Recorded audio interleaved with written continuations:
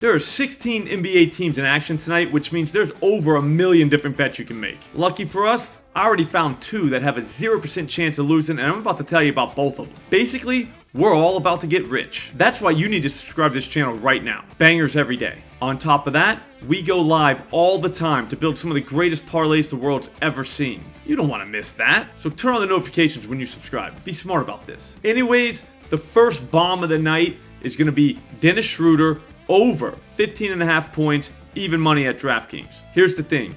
I tried to bet my normal $100 unit at DK and they were like, no way. They came back with, how about $46.85? I don't understand why these books do this on such small wagers, but it is what it is. If I was in charge, anybody in the world would be able to get $100 down on anything they wanted. It's $100. That's not a big bet. I get limiting, but my God, this is penny pinching. Anyways, the point is, I'm gonna have to wait for FanDuel to come out with their alts. They always let me bet my $100. Suck it, DraftKings. The only real issue for me is the line could move, which would suck, but that's the risk I'm willing to take for the people. So you guys that can get down for a full unit at DraftKings, do that now.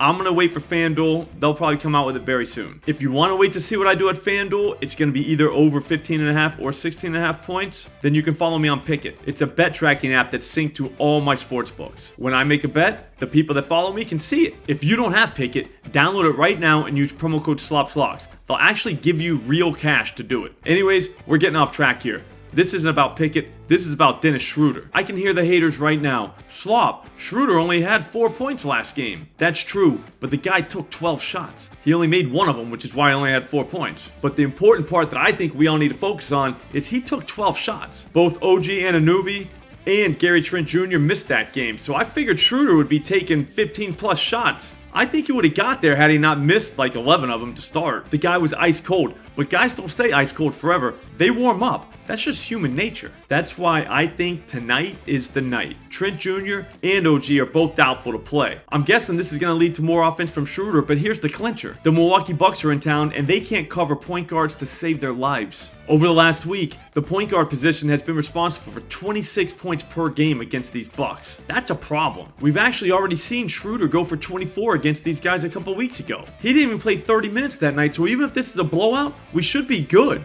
Either way, at the end of the day, we only need 16 points from Schroeder when he could easily go for a 20 burger. I think he cashes. Obviously, one bet's not enough, so we're going to go with another one. How about Jalen Suggs over 1.5 made threes plus 124 at FanDuel? This one could be a real butt squeezer, but I think we're ready for one of those. My absolute favorite way to bet the NBA is to bet a guy over 1.5 threes at plus money. It is the roller coaster ride of roller coaster ride, and these things happen so fast. 1 minute, you're just sitting there watching your guy hang on at 1 made 3, clanking brick after brick after brick, making you question every decision you've ever made in your life. Then, the next minute, your guy splashes a 3 from the logo, and all of a sudden you're a sports betting god. It's beautiful. I think that's what's going to happen tonight. Here's the thing with this kid. He's not a great three-point shooter.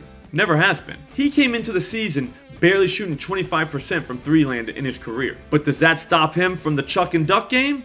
No, not at all. He's taken 7 threes in a game multiple times this season, including last game. That takes balls when you're only a 25% shooter in your career. There's just no stopping him from shooting. He's like me in a pickup game. Ball hits my hands, I'm shooting. Just how I roll. In his defense though, he's actually hitting almost 35% of his threes this season. That's a giant jump. I think he was practicing in the offseason. There's no other explanation. But none of that's the point though. Tonight, the Orlando Magic are in Chicago taking on the Chicago Bulls. That's huge because teams have been attacking the Bulls from behind the arc. In fact, no team in the NBA has seen their opponents take more threes per game than the Chicago Bulls. We're talking like 41 a game here. We only need Suggs to hit 2. That feels easy. I'll see you guys on the live stream later. Don't forget to turn on the notifications.